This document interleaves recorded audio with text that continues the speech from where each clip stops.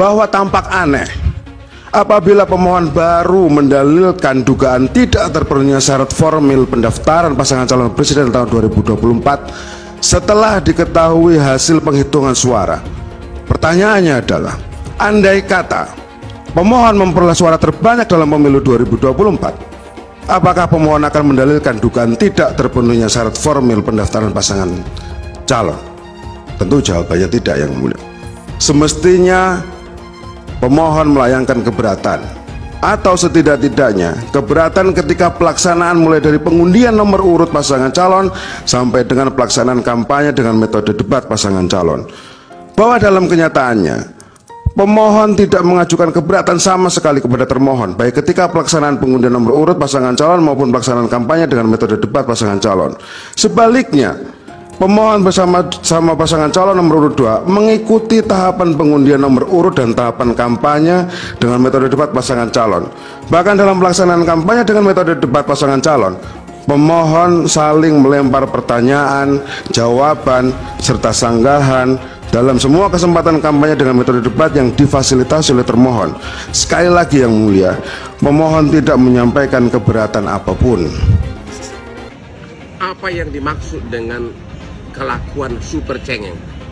Pada waktu pencalonan, pengumuman pencalonan, semuanya ceria, bersembira, bawa pendukung, dan semua calon dianggap sah, tidak ada protes apapun. Demikian juga waktu debat, semuanya ceria. Calonnya pun tidak pernah ada kata-kata, kamu tidak sah sebagai calon, kamu tidak sah sebagai cawapres. Ceria semuanya. Sama seperti anak tadi, waktu permennya masih ada, ceria. Tapi begitu kalah pemilu, langsung merengek-rengek, oh itu, kamu tidak sah sebagai calon. Sama seperti, makanya saya bilang super cengeng. Kayak Prabowo menang segera pindah agama, saya nggak percaya. Ya, saya yang percaya yang menang itu adalah Anies Baswedan. Karena Allah tidak ridho Prabowo jadi presiden. Kenapa? Waktu saat kampanye bukannya berzikir malah berjoget-joget nggak jelas. Lihat Anies kampanye sambil jadi imam dari padang, kan itu bukan jadi presiden. Mana pantas Prabowo jadi presiden, hasilnya apa? Kampanye bukannya berzikir, bukannya berselawat, malah joget-joget nggak jelas. Udah badannya pakai apa? Tuhan, jika kami kumpulan orang-orang menuntut kebenaran,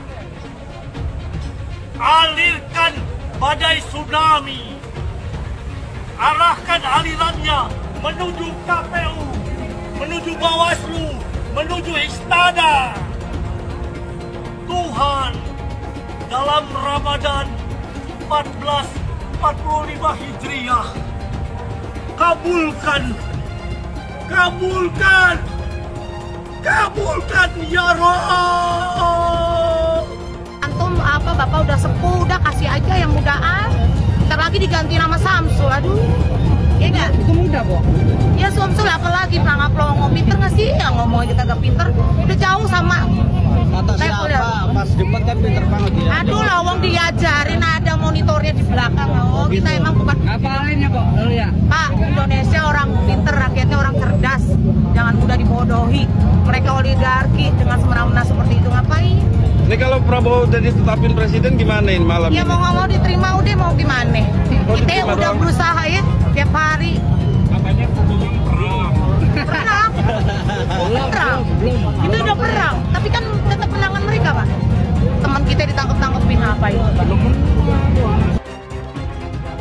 Siapa yang jadi Bapak Presiden? Anies. Abah Anies jadi presiden. Entah dilantik Abah Anies nomor 1. Abah Anies. Abah Anies nomor 1. Cinta damai. Dicium sama anak kecil mau, sama bapak-bapak mau, sama nenek-nenek cium tangan mau. Presiden kayak gitu. Abah Anies jadi presiden sedunia. Abah Anies. Abah Anies nomor 1. Abah Anies. Abah Anies nomor 1 yang dilantik, pengumuman menang Abah Anies. Alhamdulillah Abah Anies nomor 1. Penentuan 2024, apakah Indonesia akan lepas ke tangan asing? 2024 hanya segelintir rakyat yang masih waras, yang bisa berpikir, yang masih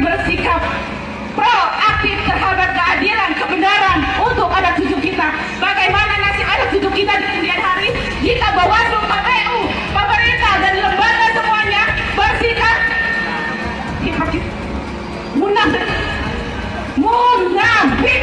Ketika konstitusi tidak dijalankan dengan benar, ketika konstitusi dihianati, maka itulah terjadinya pengkhianatan terhadap rakyat Indonesia yang sudah menitipkan ribuan jutaan suara kepada sebuah lembaga. Ketika lembaga-lembaga itu mengkhianati, artinya perang antara pemerintah, lembaga versus rakyat. Oke? Ketika semua dikhianati, artinya rakyat perang terhadap lembaga-lembaga, terhadap pemerintah yang mencoba mengkhianati rakyat. Kami cabut mandat Anda. Kami cabut mandat Anda karena kami sudah menitipkan suara Anda, suara kami kepada Anda. Ketika Anda hianati, kami cabut, kami ambil, karena itu adalah hak kami. Itu suara kami, suara murni kami. Bawaslu, tinggal beberapa hari lagi Anda kawal KPU. Jika pada endingnya KPU ternyata benar-benar berpihak kepada yang tidak benar, Anda berhadapan dengan rakyat. Kita berharap pada hak angket. Pertanyaannya, hak angket apakah akan tergulir dengan baik? Kita lihat dan akan kita kawal. Setelah itu, jika semua itu tidak terjadi, maka Jokowi harus mundur dengan terhormat, atau terpaksa Anda kami mundurkan dengan parlemen jalanan. Oke, tak konsisten, istiqomah. Assalamualaikum warahmatullahi wabarakatuh. Pilpres sudah sebulan lalu dan Pak Anies masih menyindir Pak Prabowo, tapi itu haknya Pak Anies. Saya hanya ingin menambahkan informasi. Pertama, di era demokrasi Pak Prabowo pernah merasakan menjadi oposisi selama 10 tahun, sedangkan Pak Anies belum pernah menjadi oposisi. Kedua, salah satu prestasi Pak Prabowo saat menjadi oposisi adalah memberikan rekomendasi, mendukung, membiayai ribuan orang untuk menjadi kepala daerah, termasuk salah satunya adalah Pak Anies Baswedan, sehingga beliau bisa menjadi gubernur DKI Jakarta. Jadi jauh lebih dulu Pak Anies menjadi pejabat pemerintahan ketimbang Pak Prabowo. Pak Anies jadi menteri selama 2 tahun, jadi gubernur selama 5 tahun. Semua jabatan itu dinikmatinya di era demokrasi, di zaman Pak Jokowi. Bahkan saat Pak Anies sudah jadi menteri, jadi gubernur, Pak Prabowo masih menjadi oposisi. Makanya aneh, orang yang lebih banyak menikmati kerja-kerja kader partai belum pernah menjadi oposisi, tetapi menilai kinerja orang lain soal oposisi. Pak Prabowo bukan tidak tahan jadi oposisi, tetapi Pak Prabowo dan Pak Jokowi ingin menjaga keutuhan NKRI. Saya heran juga mengapa Pak Anies tidak suka dengan rekonsiliasi atau kembalinya hubungan baik antara Pak Jokowi dan Pak Prabowo. Terima kasih.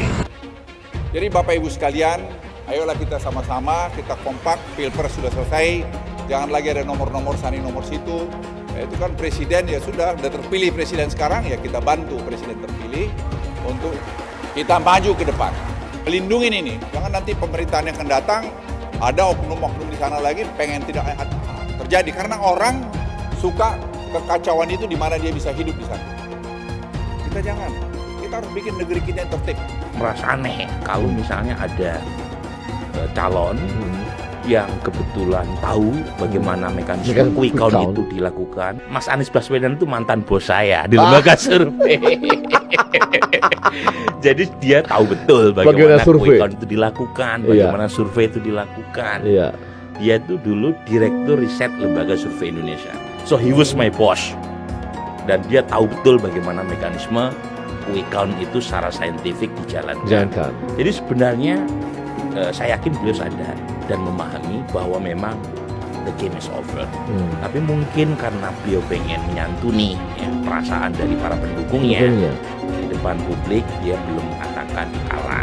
Perempuan-perempuan Sobat Anies mengharapkan agar terjadi pemilu dengan jujur, adil, langsung, umum, bebas dan rahasia, dan mengharapkan segenap aparat untuk mengkondisikan pemilu 2024 dengan baik. Jangan pernah memicu kemarahan rakyat. Jangan salahkan rakyat. Curang, bang! Curang, bang! Curang, bang! Takbir! Allahu Akbar! Kita tetap berjuang. Kita tetap berjuang sampai titik darah penghabisan. Jangan mengira Kalau ini adalah kemenangan dan kemenangan, ya kita nggak akan terima. Rezimnya biadab, rezimnya nggak cinta rakyat, rezimnya jahat, pengkhianat rakyat. Demi Allah, demi Rasulullah, aku nggak ridho. Ya Allah, tunjukkan kebesaran-Mu, ya Allah, supaya aku berjuang dari 2014. Tunjukkan kebesaran-Mu, ya Allah. Kalau emang dia punya kuasa, pasti menang. Pasti menang, supaya aku. Pak Jokowi, Bapak itu presiden siapa sih? Kok Bapak nggak sayang sama rakyatnya? Beras naik, segala naik, pajak naik. Bapak tuh kalau berhutang itu kira-kira mikirin dong. Kita rakyat generasi akan datang, Pak, anak cucu saya Jokowi mundur yang akan membayar hutang-hutang Bapak.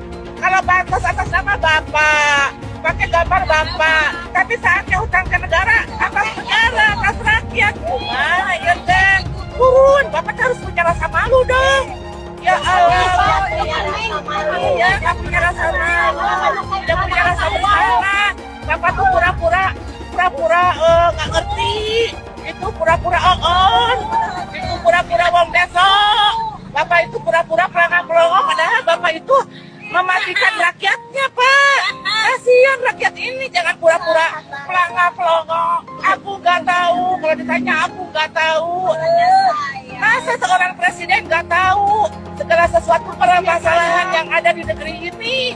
Rakyat, Pak, turun aja Bapak. Nggak punya malu, Bapak ini. Kasihan, Pak, pada pejuang 45 yang sudah memerdekakan negeri ini. Menangis itu para arwah-arwahnya. Masih Bapak, seluruh rakyat Indonesia dari Sabang sampai Merauke, Pak. Semua itu rakyat. Aku pilih 02, tapi ada yang bilang pendukung 02 itu bukan orang cerdas. Tapi nggak apa-apa, memang aku bukan orang yang cerdas. Betul. Tapi setidaknya aku bukan orang jahat, dan yang paling penting aku ini masuk Setuju, waras. Bang. Setuju, Bang. Karena percuma juga cerdas, tapi Betul. kelakuan seperti orang yang tidak Setuju, Bang. waras. Setuju. Dan yang jelas, mau pilih calon presiden mana saja itu bebas. Setuju. Karena berbeda pilihan itu boleh, tidak dilarang dan tetap sah. Jadi tak perlu lagi merendahkan, menghina kalau pendukung paslon lain itu semuanya goblok dan pendidikannya rendah. Ingat, dengan cara kau merendahkan orang lain tidak membuat dirimu terlihat cerdas dan gagah, tapi akan terlihat jauh lebih rendah daripada sampah. Orang-orang yang kalah itu harusnya sudah kasih pidato pengakuan. Kasih pidato pengakuan kekalahan, bukan malah mencoba untuk membuat hiruk pikuk, ya, apalagi kemudian mencari jalan lain di luar prosedur yang diberikan. Kalau sengketa hasil pemilu kan dan pelanggaran-pelanggaran itu prosedurnya sudah diberikan. Ya, pelanggaran lewat Bawaslu. Ya, kalau ada persengketaan hasil lewat Mahkamah Konstitusi. Tapi tampaknya dua pihak yang kalah tidak mau untuk menjalani prosedur itu.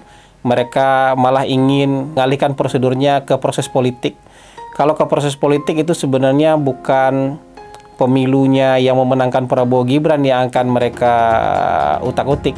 Ya, yang akan mereka utak-utik adalah pemerintahannya Pak Jokowi. Jadi kalau bisa Pak Jokowi tetap berusaha untuk dimakzulkan, berusaha untuk diturunkan, ya, karena ada hak angket yang ingin mereka coba. Walaupun menurut saya hari ini itu sama sekali tidak mendapatkan dukungan dari masyarakat. Karena masyarakat akan mengait-ngaitkannya dengan kekalahan pemilu. Ini karena kalah pemilu aja bikin angket nih. Coba menang pemilu, tentu mereka nggak akan bikin angket.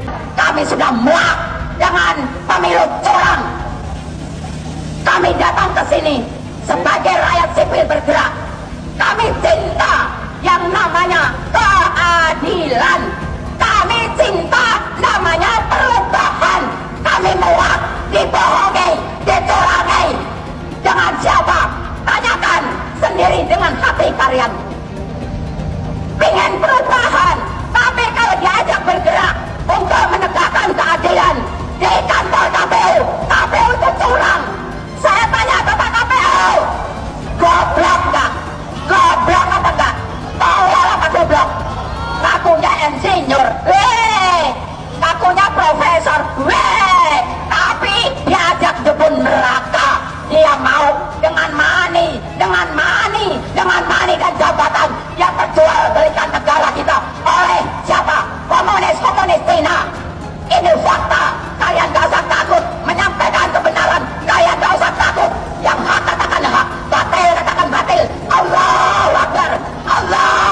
Tapi kan itu quick count, belum real count. Ya nggak apa-apa. Kalau tidak percaya dengan sampel, jangan periksa darah lagi di lab. Oh iya. Karena laboratorium itu kalau periksa hanya 1 tetes darah. Kalau kita tidak percaya untuk mengetahui keseluruhan darah yang ada mengetahui. Tapi kalau kita tidak percaya dengan 1 tetes darah, maka sedot seluruh darah. Iya, yang pertama saya ingin menyampaikan terima kasih kepada partai pengusung, pendukung, seluruh masyarakat dan relawan ya atas hasil quick count-nya. Tapi biasanya kalau quick count yang seperti ini kan ada yang nanti tidak setuju kan. Oh, jangan diklaim dulu lah kalau menang, tunggu real count. Maka saya ingin menyampaikan terima kasih juga terhadap seluruh aparat yang sudah menjaga dan yang ada di sini sangat baik sekali begitu sehingga Jawa Tengah aman ya. Tahap pertama adalah tahap di mana 1 kemenangan berdasarkan quick count. Yang kedua adalah apa yang ada di real count nanti. Maka apapun namanya deklarasinya ada deklarasi quick count dan deklarasi real count. Banyak yang kebakaran jenggot nih karena Prabowo Gibran menang telak sekali putaran. Saking gak terimanya, semuanya tuh pada nuduh curang. Bilang rip demokrasi lah, selamat datang rezim otoriter lah, bilang inilah, bilang itulah. Sorry to say ya, kubu 01 sama 03 yang gak terima kekalahan harus denger nih nasihat dari Pak Mahfud MD. Kata Pak Mahfud MD, orang yang takut kalah itu selalu menyerang. Semua pemilu dituduh curang oleh yang kalah. Intinya kalau kalah mah kalah aja. Mereka yang kalah akan cari 1000 pembelaan untuk menolak kekalahannya. Ingat, jujur atau curang itu subjektif. Yang kalah selalu merasa dicurangi. Tapi kemenangan itu objektif. Begitu juga dengan kekalahan. Ya udahlah, yang kalah terima aja. Dan semua yang pelaku curang wajib didiskualifikasi. Audit KPU, audit ketua KPU, audit anggota KPU, audit sistem KPU. Temukan siapa pelaku pidana, tangkap dan hukum. Baru kita pikirkan pemilu ulang. Kalau tidak ada audit KPU, tidak ada audit ketua KPU, maka kita wajib menolak apapun hasil dari yang diputuskan oleh KPU. Siap lawan, siap lawan, siap lawan, Allahu Akbar. Seharusnya pemilu diulang sampai Anies menang. Catat ya, tahun 2024 pasti ada yang menuding KPU itu curang. Pilpres, apakah curang? Pilpres juga ada curang, tapi itu di bawah, bukan kontestan, bukan pemerintah. Di bawah, dan sama-sama curang. Oleh sebab itu di Pilpres itu, kalau kecurangannya tidak signifikan, curang 10.000 suara. Terbukti, yang satunya curang juga 5.000 suara. Apakah pemilu batal? Nggak bisa, kalau nunggu pemilu bersih, pemilu nggak akan selesai. Oleh sebab itu, yang curang-curang itu diselesaikan melalui hukum pidana. Curang, bawa ke pengadilan, terbukti 500.000 dia curang. Tetap menang dia, karena 500.000 ini kalau diberikan ke saya, tetap kalah 4 juta. Tapi apakah yang curang 500.000 itu dibiarkan? Tidak. Itu ke pengadilan pidana. Teman-teman, saya harus bilang bahwa orang-orang yang semakin panik dengan tingginya approval rate atau tingkat kepuasan publik terhadap Pak Jokowi, semakin hari semakin biadab. Di jagat dunia maya, ramai mereka sebut Pak Jokowi sebagai pengkhianat, pembohong, dan lain-lain. Ramainya upaya pembusukan kepada Pak Jokowi yang saya duga adalah sebagai upaya elektoral untuk menghentikan fenomena tingginya approval rate Pak Jokowi. Dinyinyirin seolah Pak Jokowi membagikan bansos untuk meningkatkan tingkat kepuasan masyarakat.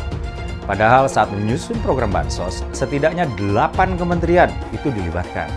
Bahkan kebutuhan akan bansos ini dikaji secara teknokratik oleh Bappenas, dianalisis perspektif keuangannya oleh Kementerian Keuangan, lalu disetujui oleh DPR RI yang lintas fraksi. Saat itu nggak diributin, bahkan disetujuin. Lalu kenapa sekarang diributin? Ya program bansosnya diributin, ya Pak Jokowi yang bagiin langsung bansosnya juga diributin. Ya karena yang ributin ini dulu belum merasakan dampak elektoral dari pecah kongsi dengan Presiden Jokowi. Ketika dampak tersebut udah dirasain, mereka sibuk menyerang Pak Jokowi dengan membabi buta. Jangan hanya karena adanya korelasi negatif antara kepuasan rakyat terhadap kinerja Pak Jokowi dan elektabilitas si Copras-Capres, maka terkesan takut kalau Pak Jokowi dicintai rakyat. Bahkan mereka nggak ada yang bisa buktiin semua tuduhan yang mereka tembakin ke Pak Jokowi. Justru dari kubu mereka lah yang pernah terbukti melakukan kecurangan. Saya mensyukuri kenapa kalah, kenapa ditahan. Saya bersyukur atas itu semua. Saya coba bayangkan ya, kalau seandainya waktu itu kita menang gitu ya, hari ini belum tentu kita bisa nikmati seperti ini. Kita bersyukur 5 tahun Tuhan izinkan kasih ke orang yang pintar ngomong untuk kerja. Coba kalau kita bayangkan gitu ya, kalau kemarin saya masih jadi gubernur, ini saya udah turun ini. Tapi yang pintar ngomong itu dikira orang hebat kan? Ini lebih berbahaya tahun 2024, langsung ketahuan karakternya. Langsung ketahuan itu. Di saya juga ada kutipan Pak di kamar saya Pak. Tulisannya, Jakarta telah mengambil keputusan yang fatal. Jangan hanya konsentrasi pada pembangunan benda-benda mati yang indah difoto dan bisa ditunjukkan dalam 5 tahun hasilnya. Kalau kita mau menilai sebuah janji, maka lihat janjinya atau lihat kenyataannya. Dulu janjinya apa ya? Dan ini aneh, betul-betul aneh. Ini bukan kampanye, tapi saya sampaikan sini. Di satu sisi menyiapkan jalur-jalur air untuk dikirim ke laut, di sisi lain di lautnya dipasang dengan pulau reklamasi, tinggal tunggu waktu jadi rob, air balik. Dan ini melawan sunatullah. Kenapa? Air itu turun dari langit ke bumi, bukan ke laut. Harusnya dimasukkan ke dalam bumi, masukkan tanah. Di seluruh dunia air jatuh itu dimasukkan ke tanah. Bukan dialirkan pakai gorong-gorong raksasa ke laut. Jakarta telah mengambil keputusan yang fatal. Bukan banjir, itu memang parkir air. Bukan banjir, itu memang parkir air. Masyarakat berkeliling dengan membawa toa untuk memberitahu semuanya, termasuk sirine. Kaibon 82 miliar. Apa alat transportasi yang dimiliki oleh hampir setiap orang? Alat transportasi yang dimiliki semua orang adalah kaki. Kalau seandainya orang Jakarta percaya Pak Anies jadi gubernur pun, saya berani jamin kok dia akan lakukan normalisasi yang sama seperti saya lakukan kok. Gak usah bohong lah. Ketika air sampai di muara, maka siap untuk dipompa ke laut. Pancasila Soekarno, ketuhanan ada di pantai. Anak Tuhan dari mana? Kalau Yesus anak Tuhan, bidangnya siapa? Besok di seluruh wilayah Indonesia kami katakan damai. Iblis hanya menggoda orang yang beriman. Makanya jarang-jarang orang kafir kerasukan setan. Yang kerasukan setan itu orang baik-baik. Jarang, saya belum pernah nengok Cina kerasukan setan. Pernah tak Ahok itu kerasukan setan? Enggak, setannya juga. Karena sesama setan dilarang saling menggoda. Karena di salib itu ada jin kafir. Karena di salib itu ada jin kafir. Karena di salib itu ada jin kafir. Haleluya. Kepalanya ke kiri apa ke kanan? Kepalanya ke kiri apa ke kanan? Tetap percaya salib itu lambang mulia, bukan jin. Kok ketawa? Aku nggak nyindir siapa-siapa loh. Anies merupakan antitesis daripada Pak Jokowi. Antitesis artinya bertolak belakang dengan Jokowi. Anies sudah menyatakan tidak akan melanjutkan semua program dari Pak Jokowi. Jadi semua pembangunan yang dilakukan oleh Pak Jokowi akan dihentikan oleh Anies jika Anies menjadi presiden. Lagi pula Anies didukung oleh khilafah dan pendukung Anies adalah ormas seperti FPI dan HTI.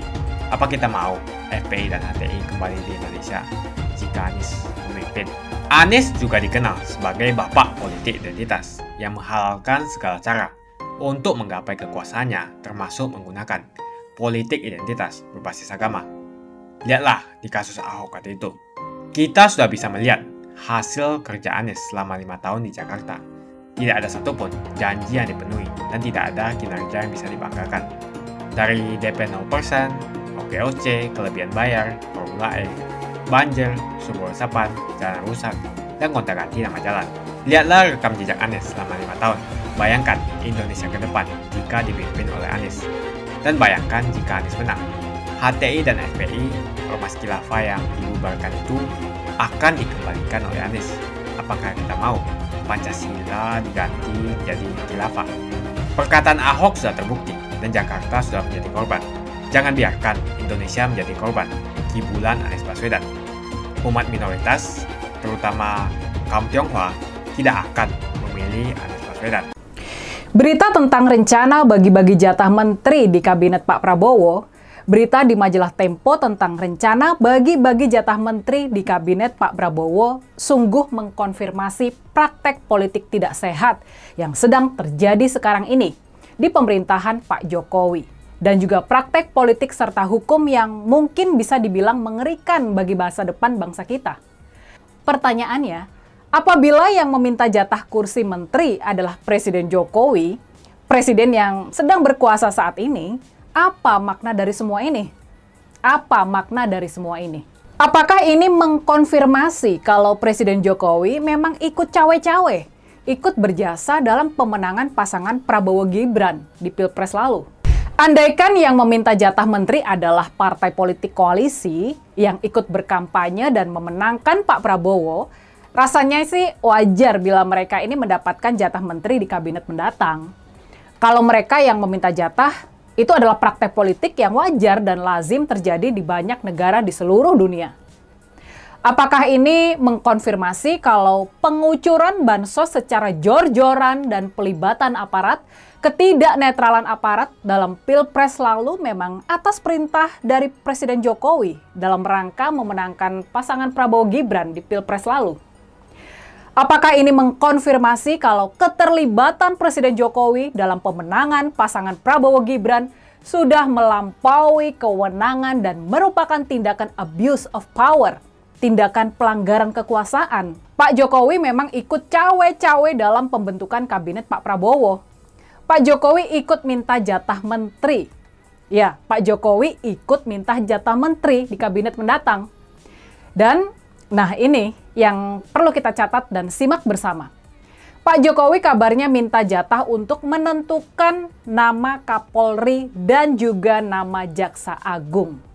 Catat ini ya, Kapolri dan Jaksa Agung. Ya, ini dua jabatan terpenting dalam penegakan hukum di negara kita.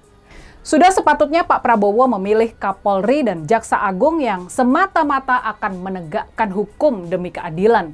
Dan bukannya tunduk pada arahan dan kepentingan siapapun, termasuk arahan dan kepentingan dari Pak Jokowi.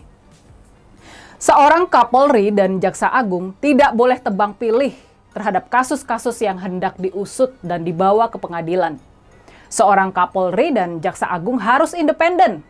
Tidak bisa diintervensi oleh seorang presiden sekalipun, apalagi seorang mantan presiden. Keinginan Pak Jokowi untuk mengisi jabatan Kepala Kepolisian dan Kepala Kejaksaan Agung dengan orang-orangnya, dengan orang-orang kepercayaannya, memunculkan tanda tanya besar. Ini sangat berbahaya dan sudah sepatutnya untuk ditolak oleh Pak Prabowo. Jabatan Kapolri dan Jaksa Agung, dua ujung tombak penegakan hukum di negara kita, itu sepatutnya diisi oleh orang-orang yang benar-benar profesional dan tidak tunduk pada kepentingan politik. Makanya, sekali lagi, perlu kita suarakan dan tegaskan agar Pak Prabowo menolak keinginan Pak Jokowi tersebut. Pak Prabowo harus tegas menolak keinginan Pak Jokowi untuk cawe-cawe dalam menentukan nama Kapolri dan nama Jaksa Agung di kabinet pemerintahannya. Soal cawe-cawe Pak Jokowi untuk mendapatkan jatah penentuan nama Kapolri dan nama Jaksa Agung harus kita kritisi dari dua sisi yang sudah dibahas tadi. Pertama, jabatan Kapolri dan Jaksa Agung harus independen, profesional, dan terbebas dari pengaruh serta kepentingan politik.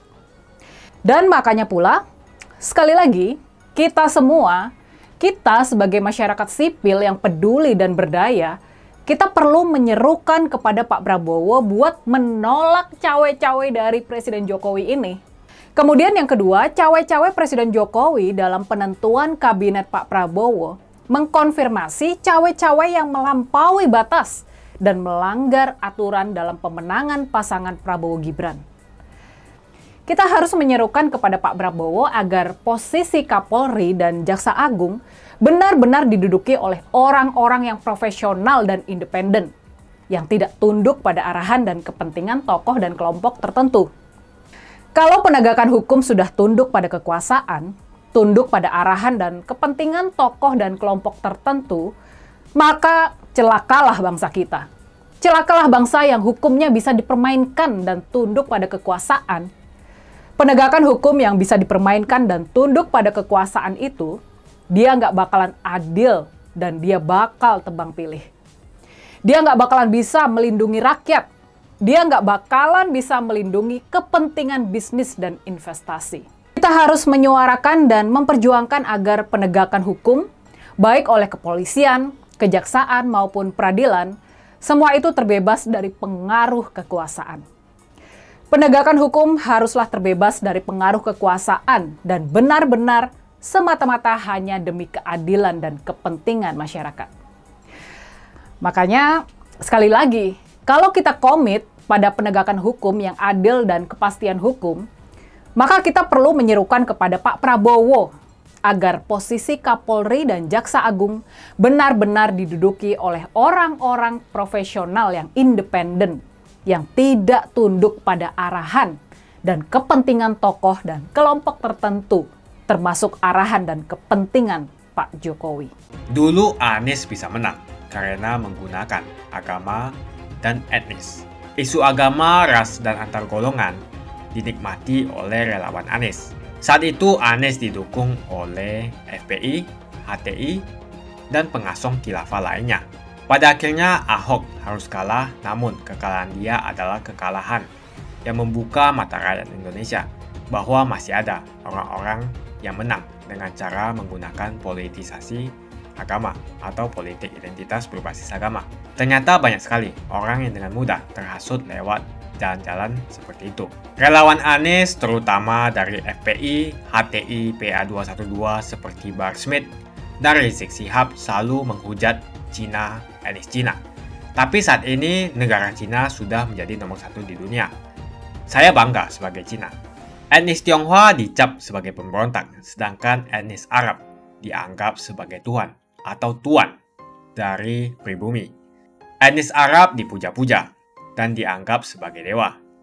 Lihat saja Rizik Syihab dan Bahar Smith dipuja-puja, padahal mereka mengujar kebencian. Pengasong khilafah seperti Rizik Syihab, Bahar Smith, dan teman-teman, mereka hanya buat gaduh di Indonesia.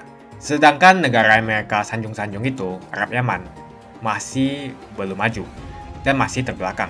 Saya percaya Indonesia dengan mayoritas pribumi juga akan menjadi negara maju. Seharusnya Arab Yaman belajar dari negeri Cina. Seperti kata kitab suci, belajarlah sampai ke negeri Cina. Anies dan juga pendukung Anies seperti Rizik Syihab, Bahar Smith, dan kelompok-kelompok HTI dan FPI harus belajar ke negeri Cina supaya tidak lagi melakukan kelebihan bayar. Yang jelas saya memilih pribumi, bukan yang dari Yaman. Ganjar jelas pribumi, nasionalis, dan pasti akan melanjutkan visi dan misi dari Pak Jokowi. Suara Ahok merepresentasi warga minoritas, dan etnis Tionghoa mendukung Ganjar Pranowo. Ahok pasti akan mendukung Ganjar, karena Ahok anti radikalisme. Ahok yang jelas tidak akan mendukung Anies Baswedan, karena Anies Baswedan didukung oleh kelompok khilafah, HTI, dan FPI, ormas terlarang itu. Anies merupakan antitesis daripada Pak Jokowi, dan diragukan kenasionalisannya, apalagi pribumiannya. Antitesis artinya bertolak belakang dengan Jokowi. Anies sudah menyatakan tidak akan melanjutkan semua program dari Pak Jokowi. Jadi semua pembangunan yang dilakukan oleh Pak Jokowi akan dihentikan oleh Anies jika Anies menjadi presiden. Lagi pula Anies didukung oleh khilafah, dan pendukung Anies adalah ormas seperti FPI dan HTI. Apa kita mau FPI dan HTI kembali di Indonesia jika Anies memimpin? Anies juga dikenal sebagai bapak politik identitas yang menghalalkan segala cara untuk menggapai kekuasaannya, termasuk menggunakan politik identitas berbasis agama. Lihatlah di kasus Ahok waktu itu. Kita sudah bisa melihat hasil kerja Anies selama 5 tahun di Jakarta. Tidak ada satupun janji yang dipenuhi dan tidak ada kinerja yang bisa dibanggakan. Dari DP 0%, OKOC, kelebihan bayar, Formula E, banjir, sumber resapan, jalan rusak, dan gonta-ganti nama jalan. Lihatlah rekam jejak Anies selama 5 tahun. Bayangkan Indonesia ke depan jika dipimpin oleh Anies. Dan bayangkan jika Anies menang. HTI dan FPI, ormas khilafah yang dibubarkan itu, akan dikembalikan oleh Anies. apakah kita mau Pancasila diganti menjadi khilafah? Bagian Indonesia Timur yang mayoritas non-muslim seperti Bali tidak akan setuju dengan khilafah atau sistem khilafah. Mungkin Indonesia akan bubar jika Anies menjadi presiden. Perkataan Ahok sudah terbukti dan Jakarta sudah menjadi korban. Jangan biarkan Indonesia menjadi korban kibulan Anies Baswedan. Umat minoritas, terutama kaum Tionghoa, tidak akan memilih Anies Baswedan. Saya yakin karma Ahok mengejar Anies Baswedan. Dulu Anies memainkan politik identitas kepada Ahok. Sekarang Anies dipertanyakan kepribumiannya karena dia teriaman. Itu saja opini saya hari ini. Tuliskan opini kalian tentang Anies Baswedan. Jika kalian setuju dengan pendapat saya di video ini, pastikan kalian menekan like di video ini dan bagikan video ini ke teman dan family Anda supaya mereka semua mengetahui tentang informasi ini.